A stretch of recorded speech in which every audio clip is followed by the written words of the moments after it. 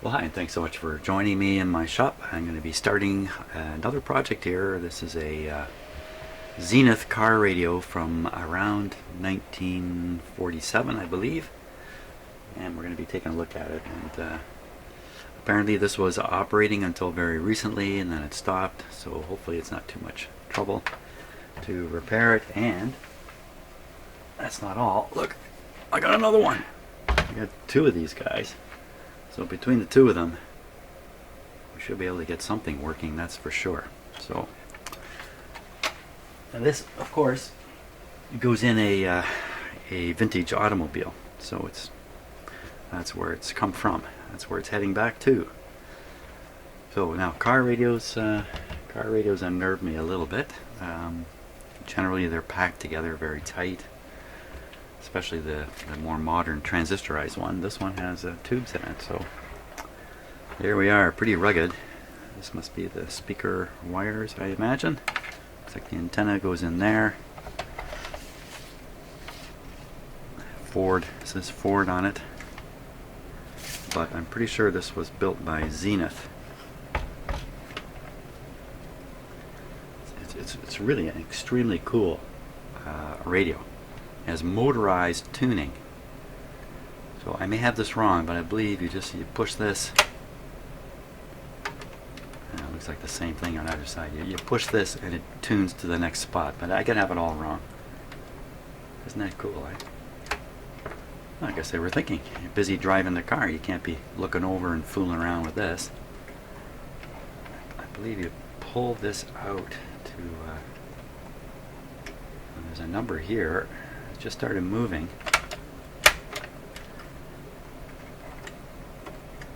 So see it move a little bit. So lots of mechanics in here, a motor, and an entire clock. No, there's no clock in here.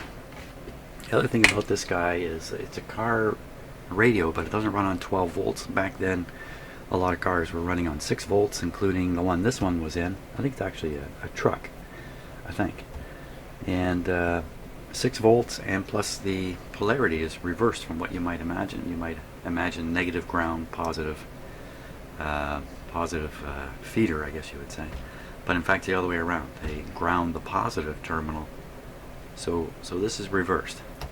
So good thing is I do have a power supply for it, just up there. A big powerful supply can provide the amps necessary to power this thing. This thing at 6 volts, this is going to take quite a few amps to get anywhere.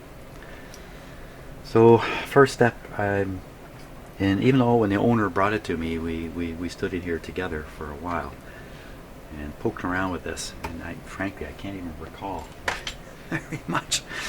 We didn't do anything to it except look it over really carefully. Look two of them over. Let's open her up. Now, if you've been watching my videos one after another, you have to be wondering, hey, what happened to the Nordmendy I've been working on for the last 3 weeks or so? It's just set aside while I wait for a new eye-tube to arrive. I've decided that the magic eye-tube in that radio is weak because it's weak. I need a new tube. So we'll see when that comes. Either I'll stop this project and switch over, which I don't like doing, even though I'm forced into it here, or we'll just finish this one right off. Hopefully, I'm always hopeful at the start of these things that they're going to go real quick. That seems to be very seldom the actual result.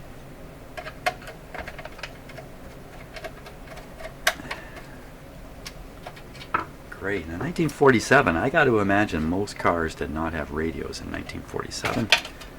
I know my own parents' car, when I was 4 or 5, the earliest I can remember a car, they purchased a car, but they did not want the radio. They couldn't understand why you would want a radio in a car. So even at that time, which would be the very early 60s, it hadn't fully caught on to everybody that having a car radio is a great thing. Let's get a little closer here.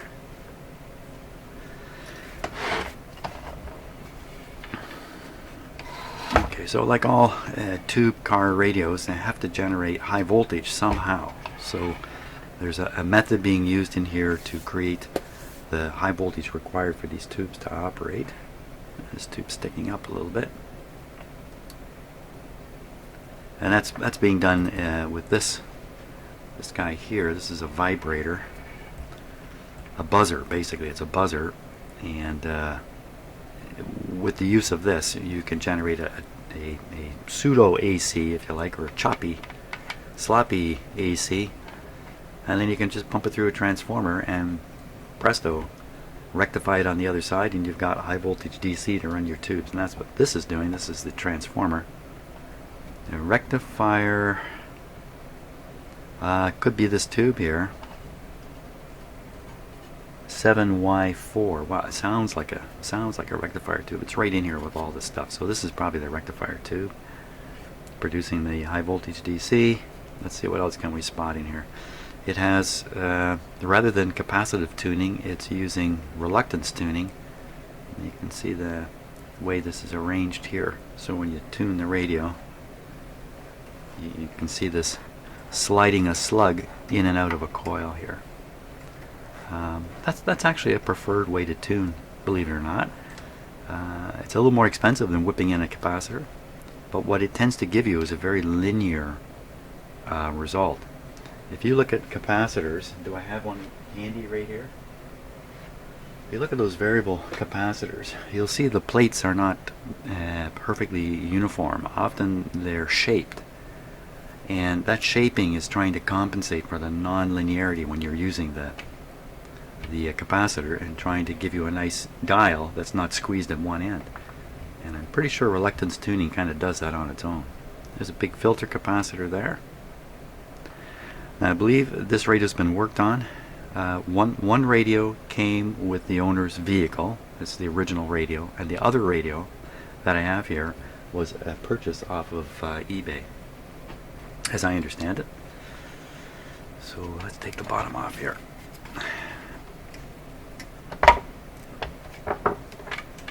Feels extremely rugged, this radio, and it doesn't feel like there's anything in it that's loose. Which I guess, again, it's a critical factor in an automobile radio. Anything that's loose or can bounce around, it's going to bounce its way out of sockets. It's going to weaken solder joints. It's going to crack anything that's open for cracking. Especially if you're driving your 1947 vehicle in 2018. That's an awful lot of vibratory cycles on everything in that vehicle. Even the seats tend to wear out from being sat upon so many times. So I'm not as old. This radio is older than me, I think. Okay, so right away some bright orange capacitors are leaping out. I remember now. The owner told me that, you know what, I don't remember exactly. Either the one they purchased had been worked on, and here it is, or the original one that was in the vehicle they have had also been worked on, and here it is. I can't remember. Not that it really matters. This is the radio we want to fix up. So I looked this over fairly carefully. The person who did the work did a pretty good job on it. There's always a chance errors were made and stuff like that. Probably the most interesting thing is he skipped this gigantic capacitor here. Let's see, this seems to be this is where the antenna's coming in, I think. Right into here. No, this is the power. This is the power supply coming in here. Power comes in here. Here. I've also supplied this little guy here.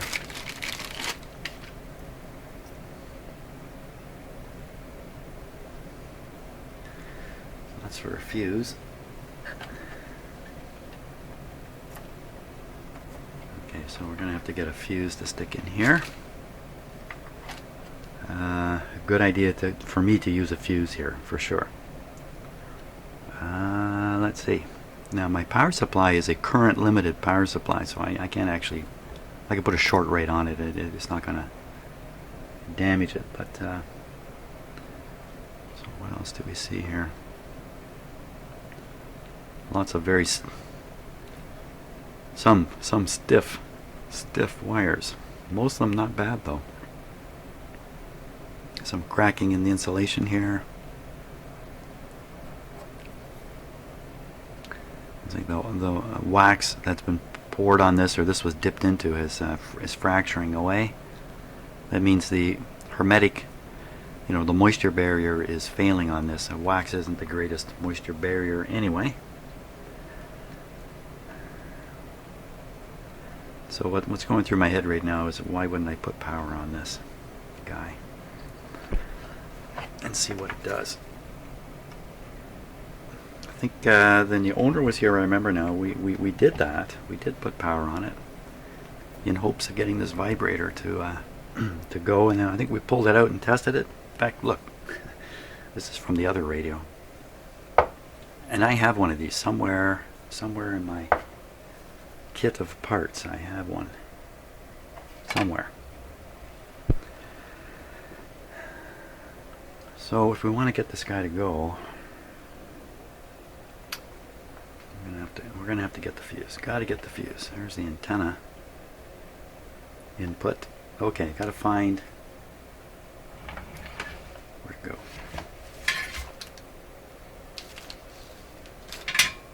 What happened here? Just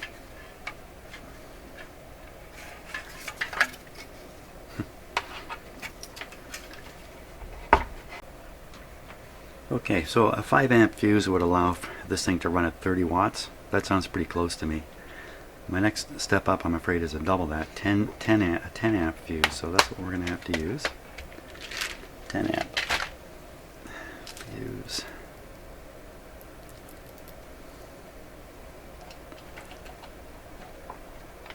Okay, that went in okay.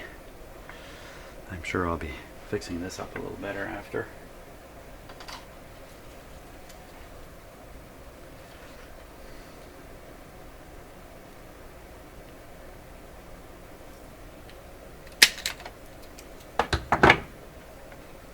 Good.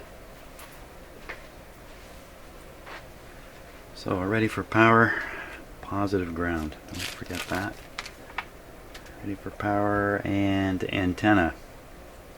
And speaker. Okay, let's do the speaker next. Now, the owner of the radio. It's another Mr. R. Uh-oh. We're going to call him Mr. K. We'll call him Mr. K. Mr. K has provided this brand new speaker. We're going to go ahead and use it. Oh, that's not going to fit on there. Not quite that easy. Am I absolutely sure this is the speaker? What else can it be? It has to be the speaker. Let me just slide it. Kind of cheat the connection on there.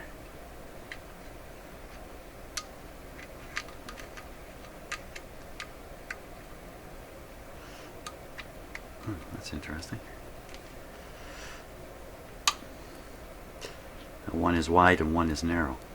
The wide one. Hey, wait a minute. One of these is wide.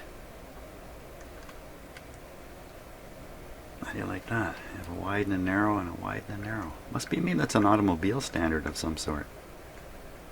The issue there would be if somehow the frame of the speaker is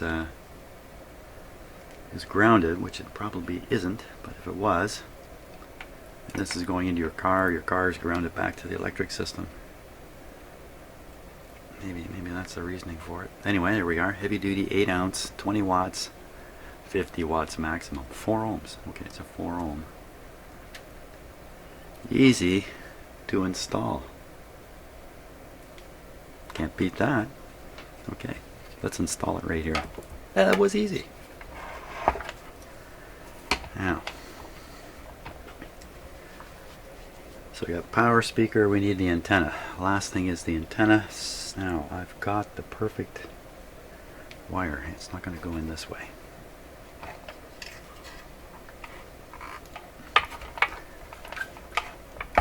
There it is. There's the antenna input there. It's good. Everything's good. I have to find that.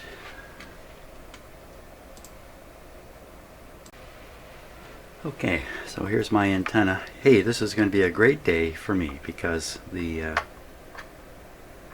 we go. Nice antenna connection. Because the rushing fan that you've been watching my videos for the last few months, you've been listening just like me to the fan on my video card rushing up and down. It's going to go again in just a moment. And today I get a new video card. Out with the old, in with the new. Goodbye to the rushing fan problem, which is inherent. It's an inherent problem with that particular video card. Wouldn't that be my luck? I would buy a video card with a inherent problem in it. So there we go. Stick that over towards the signal generator. Hey, we're ready. We got everything here.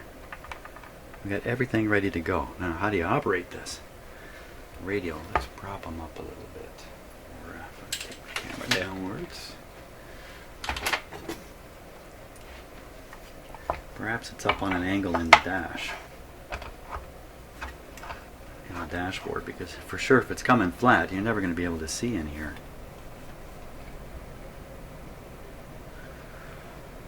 Yeah, that's good enough. Good enough on camera, I think.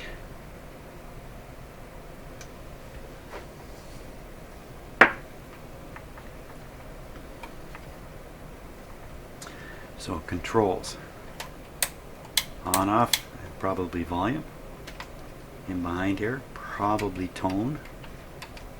This is tuning.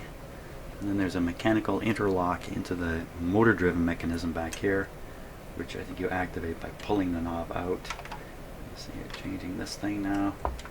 Kind of changing this thing. Doesn't seem so happy, doesn't it? You can see the pointer moving back and forth here. So anyway, that's enough of that.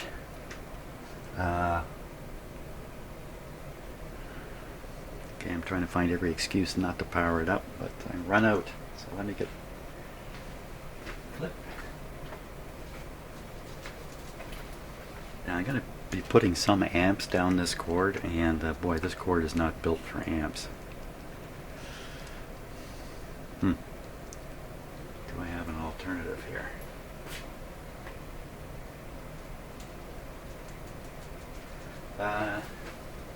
No. No, I do not. So let's start with this. If it gets hot, we'll just have to do something else with it here. Do something else.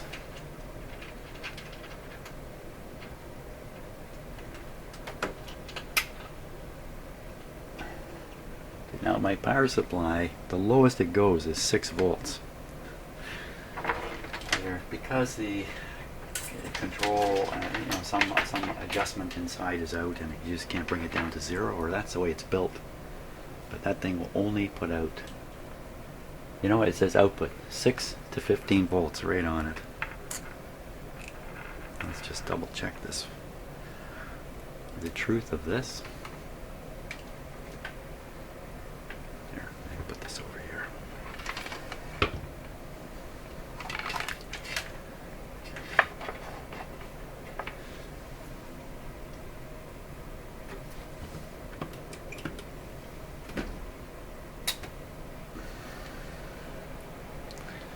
5.7. Let's just raise this control a bit. Good control on that. You can set it rate very, very precisely. Excellent. We'll leave it at the bottom. And like I mentioned, it is a protected power supply. So short circuit on the output. Not going to hurt it. Let's turn it off here for a sec. Give it a moment while it's got a big, that bitch has got big filter capacitors to discharge. It take forever to discharge through that. So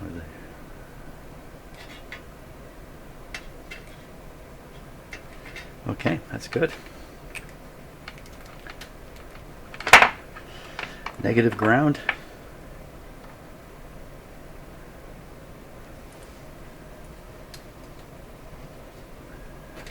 Just being absolutely sure. Okay, so a good firm spot anywhere here. Again, this connection, this is not really sufficient here. I'm going to have to come up with a much better feed to this thing. I can't be using these little clip leads. I don't think. So smoke comes out of this whole wire. Hey, I've had that happen. Not in a shop, but in an automobile. I won't go into the story, but a friend of mine and I did something, put in an auxiliary switch, fan switch, in a car I had, and about 2 weeks later, when the operating conditions were different from what they had ever been, I won't go into it, it's just a simple thing, that whole wire, I stuck a whole wire underneath my dashboard, that whole thing became a short across the car battery. The whole wire heated up and set my dashboard on fire in a couple of spots. And you believe it? I was lucky enough to stop the car and put the fire out before the whole car went up. So wow, so this is serious business. You know, Mr. K is going to put this back in his car, and if we burn his car up, he will not be happy about that. So can't let that happen. That's why the fuse is so important too. Okay, I can't delay this any longer, can I? Switch off. So we'll start with the switch off just to make sure the switch works. Here we go. Whole thing. 5.7 volts. No current flowing. Nothing happening. There's probably lights in here.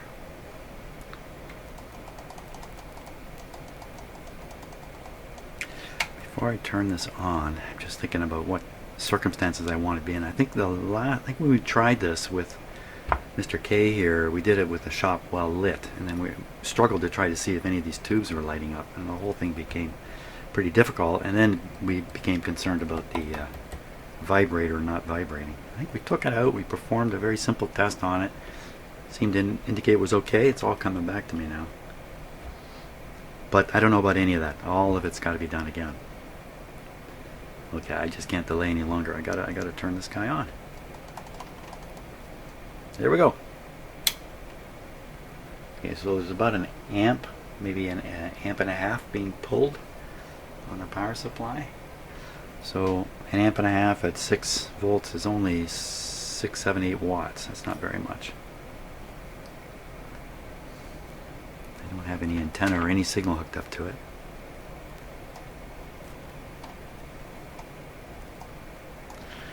So it is drawing some current. The current appears to have gone down a little bit. Okay. Don't hear anything out of that speaker at all.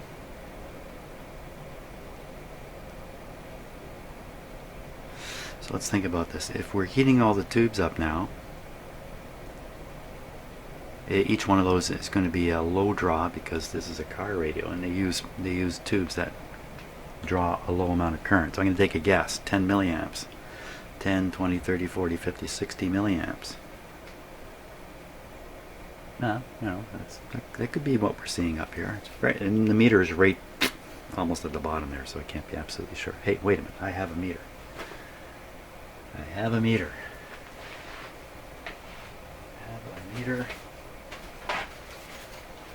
Let's give this guy a go.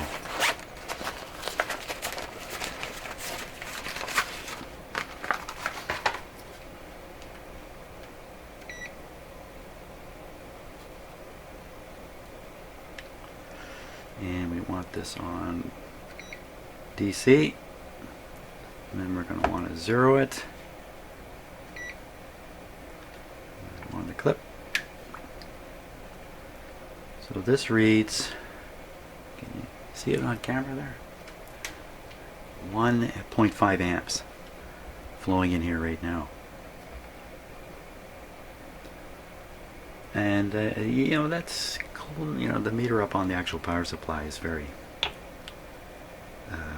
imprecise. 1.5 amps. It's going somewhere.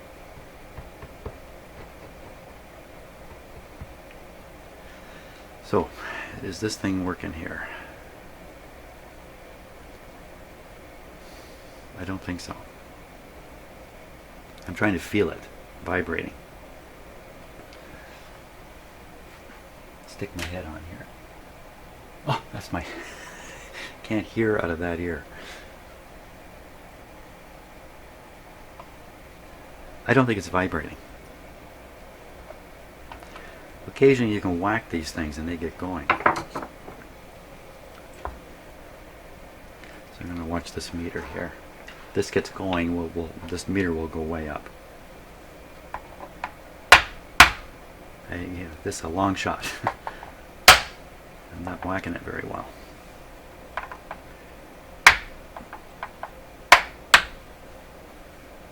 So what you're trying to do is you're trying to make the buzzer make contact inside, just briefly, and it'll start. So what conceivably has happened is the coil magnet inside here has pulled on the reed switch. It's not pulling it far enough to break contact. So it's just pulling it. It hasn't got enough strength to pull it off, break contact, and then it'll fall back, and then you get the buzzer going. So I think we really need to test this guy more thoroughly. The other thing about having only one ear working is I'm hearing sounds always off to my left here, and I don't know where they're coming from anymore. So this isn't really changing at all.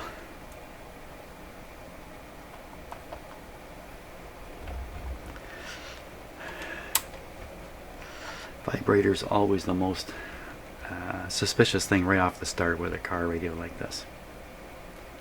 So let's go at it.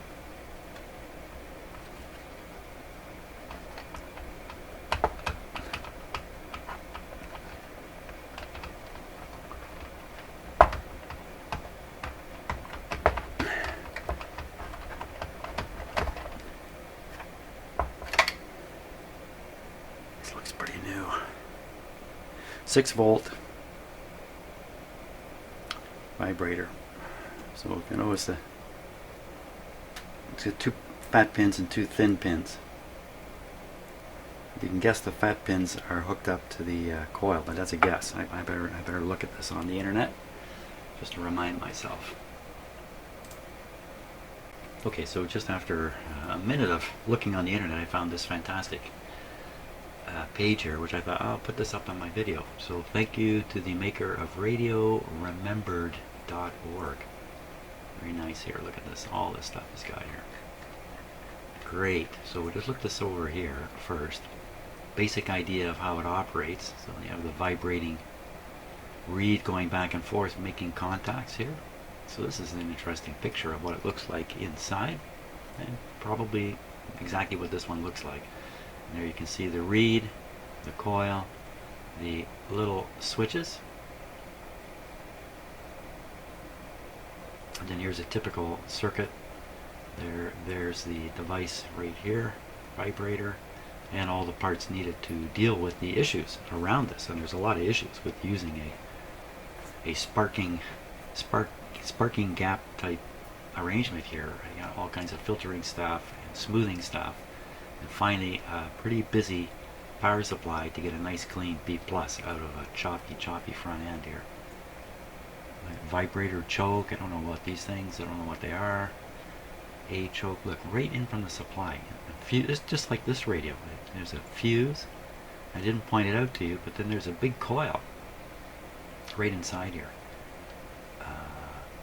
Another, I don't know about all this stuff. Who knows how the radio I've got is actually wired. And they talk about stuff. This capacitor here, this one right here, is really important. There are, I believe, a lot of high frequency elements coming out of this deal, and the high frequencies can cause problems in the radio, and I believe high voltages too, I think. So this capacitor is extremely important and should always be good and in place. That's my understanding of this. Here's a better kind of another view of it. And there's that capacitor again. So we're going to make sure this one got replaced. And we'll look for this RF choke right from the car battery here. Huh. So, you know, there could be things coming in on the car battery supply from the engine, mostly sparking noise coming from the points and the spark plugs. So that's probably what this is all about. It's all about making sure that sparky noise doesn't get into the radio. Well, this can't be the only supply. It must carry on also to feed all the tube grids or tube heaters rather and stuff like that. Common problems. Quick check of the vibrator. Hey, check this out. Vibrator's buzzing. No. Hum and hash level are normal. Okay, well, no, they're not. All tubes and receiver light. Well, I'm not sure, but I saw 1.5 amps disappearing into there. B plus measures 150 to 250. We didn't get anywhere near that because I'm on the assumption that we're in trouble with the vibrator. How do we know that for sure? Okay, well, I spent far too much time just trying to find a pinout diagram to tell me the numbering of these pins, and I never found one. So take another approach. We're going to look inside the radio here. So this is the high voltage area, transformer, rectifier, and the vibrator, which I have out. On the back side, see, all that high voltage stuff is covered by this plate. Pull that out. Old capacitors hidden away in there. So that's 3. 1, 2, 3 that have been left behind by whoever did all the paper capacitors here. Now, so here's the bottom of the socket for the vibrator. You can look at how it's wired up here and sort out from that what each of these pins is doing, and then I can simply take an ohm meter and do a couple of quick tests. You can't learn everything with an ohm meter on these guys.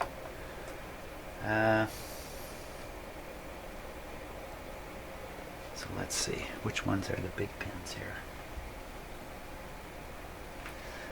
So the big pins are the two without these resistors connected. That's not quite true. These resistors are connected to one big pin. Now, I need the schematic. Hey, where's the schematic? Okay, so let's take a look at the schematic. I've got it printed here, but I also have it on screen, so let's take a look at that. Okay, now we're interested way down here in the power supply, down in this area. There's the vibrator, right there. And look, there's the pinout numbers. I searched long and hard on the internet for a diagram that would show me which pins are the fat ones. Here they are here, and these are the skinny ones. And you know, I could not find a diagram anywhere that would show me this. Everything under the sun but that, and here it is right on the schematic, for crying out loud. So great. So let's just take a look here. You see that there's two resistors. Here they are, and they're connected to ground. And in the back of this connection in the radio, you can see two resistors, and they are connected to pin, what must be pin 1, ground. So that should mark pin 1, then from there it's just simply clockwise around. To test this, see if the coil is continuous. Well, it's a little hard to look at.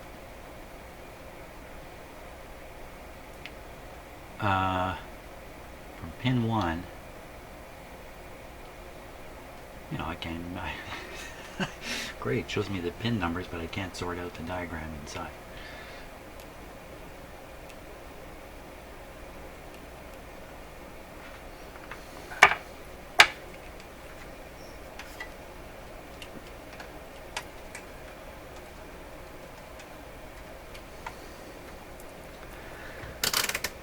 And we're looking for something like 200 volts. Okay, reconnect the supply, which is off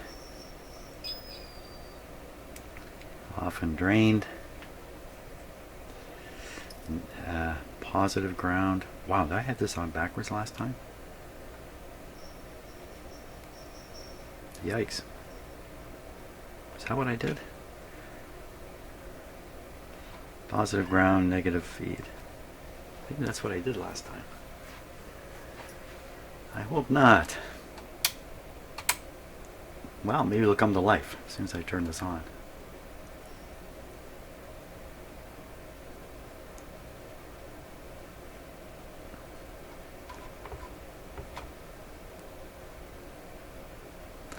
Okay, power on. 5.5 volts present. So we're going to be looking for high voltage on this too. Here we go.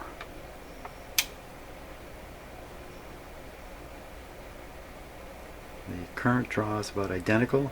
Looking up at the put the clip on back on here.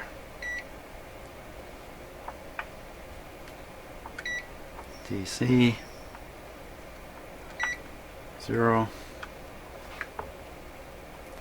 Same current, 1.6 amps. I don't hear any vibrating, but maybe you can't. Here we go.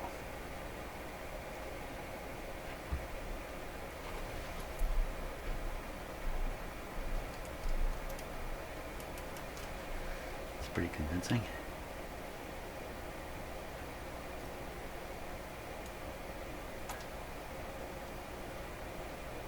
Something there. I think we're looking at the case of the dead vibrator. I should find voltage on the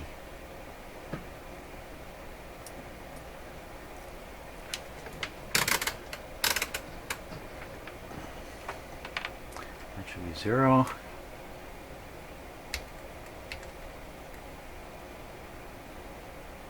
Minus 2.9. Minus 2.9. 2.9.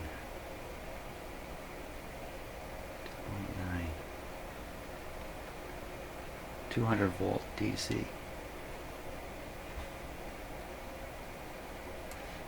I'm thinking I should spot the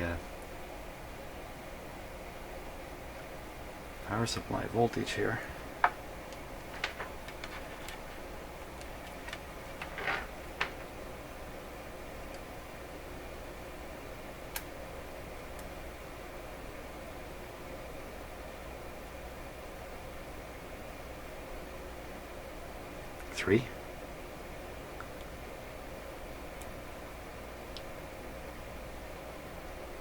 What's happening there?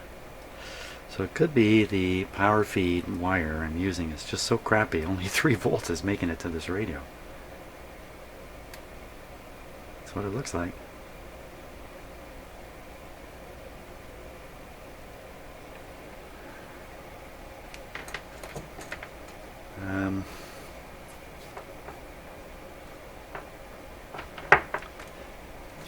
Wow, I really got to give my head a squeeze here. It's negative ground. Positive ground, rather. Yeah. Squeeze harder. Here, squeeze harder.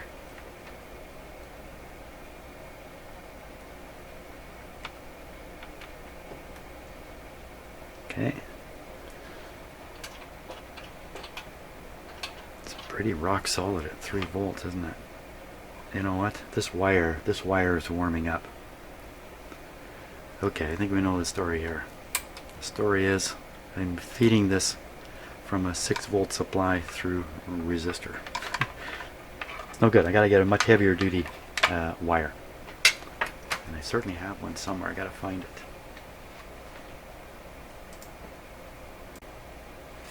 Okay, so now before I go any further with this project, I'm going to change the video card in my computer that I'm making this video with. So that fan sound you just heard will be gone, hopefully. But if I don't return, you'll know what has happened. I've ruined my computer. See you in a few seconds, hopefully. Okay, so old video card out. This is the one, if you've been watching my videos, you've been listening to this fan go up and down in speed. Okay, so I think we're ready to try powering this up once again. I've got a nice cord I've made up using a lamp cord, so there's no possibility of this restricting current. That's positive ground. I check the polarity of this to make sure it's correct. And it is. Okay. Switch is off, power on. Okay, we're just above 5 volts. Excuse me. This is not in, yeah.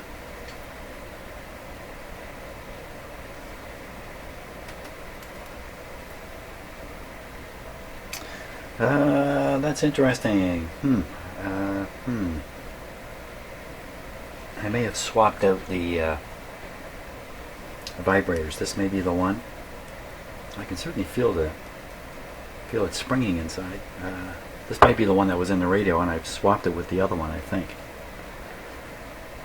Okay. Excuse me once again. Let's let it go here.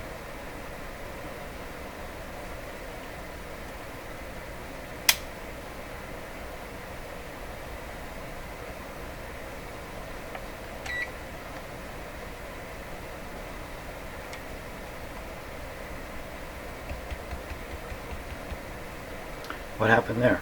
It's on AC. DC. Okay, wait a second. I'm gonna zero this out. No, it's zeroing okay. It's a little odd. Seems like when I switched the settings on this meter, it switched back to AC. Okay, 2.5 amps this time. That sounds a little better.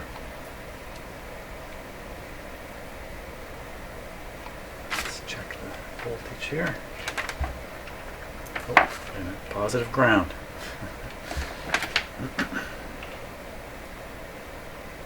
So we got 5.4 volts coming into the set now. I can see the tube heaters on. Where's the sound? Okay, now we don't have much of an antenna hooked up. I really have nothing.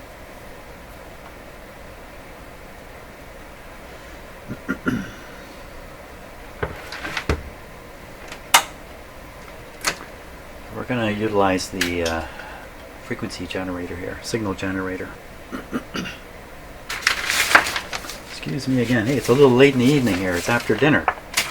I'm not normally in here after dinner, but I spent so much time working on the computer itself. And then the weather was beautiful again today. So this is the signal generator going right on to the radio antenna. So it's feeding straight into it. So hearing nothing at all. So I'm going to blast a powerful signal in. We're tuned to around 9 according to this. No reason to doubt that. So let's dial up 9 on here.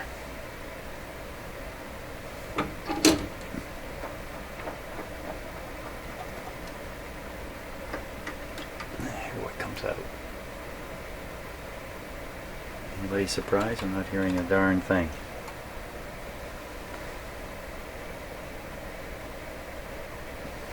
Okay, let's get back to what I was really intent on doing, which was looking for the B plus voltage here. And a couple of big capacitors. These are likely to have the B plus on them.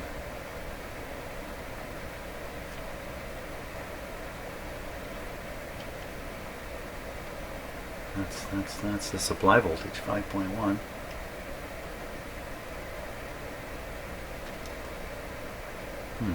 Okay, so off the rectifier, again, we were looking for P plus, anything at all.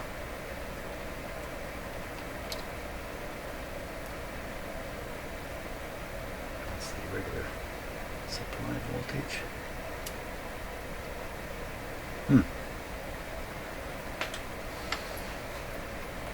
Look at a couple other tubes in here.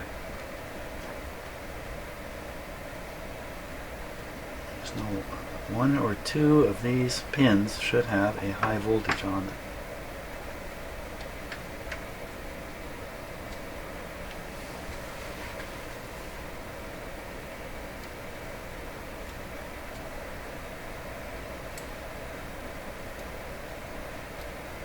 Pretty dead in here.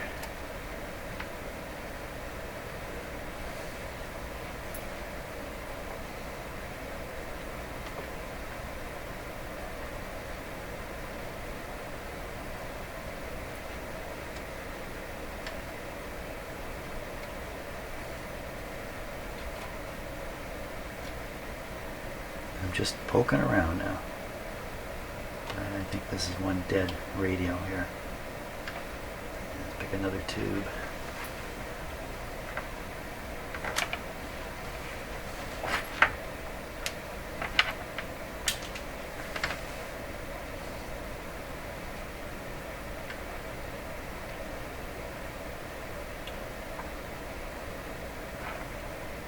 There's just nothing in here. Ain't nothing in here. Why would that be? Most likely, problem here is the vibrator is not working. I'll give it a bit of a whack, although it's hard to do in a big radio like this.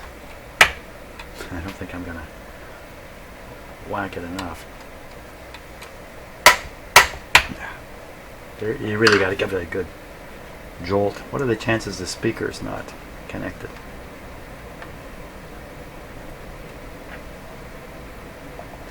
Hear anything at all coming out of it. And that could be because the power supply is dead. So the current going into the radio is almost certainly, you can see it down here, it's almost certainly just feeding the heaters and not doing anything else. The problem really is focused on that vibrator. So we'll cut the power off here. Let's cut it right off. My power supply is going to chirp as the voltage decays in it. We'll put that other one in, the other vibrator.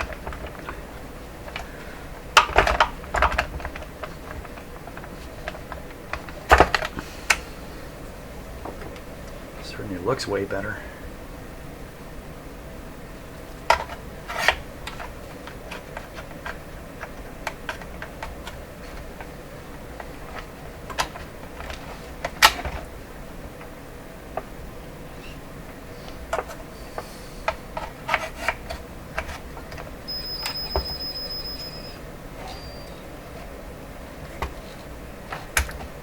Go. Okay, we'll try again. Power off. Supply on.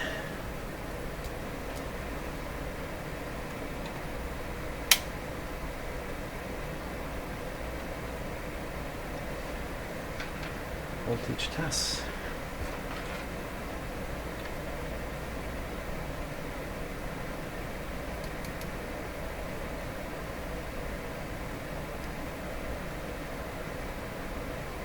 Basically the same thing.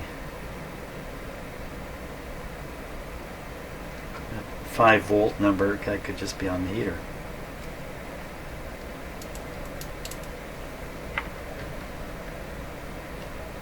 That's grounded.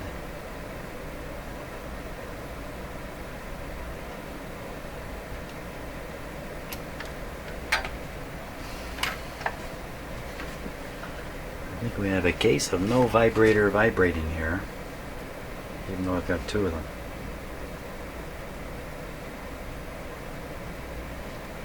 Thinking hard what to try.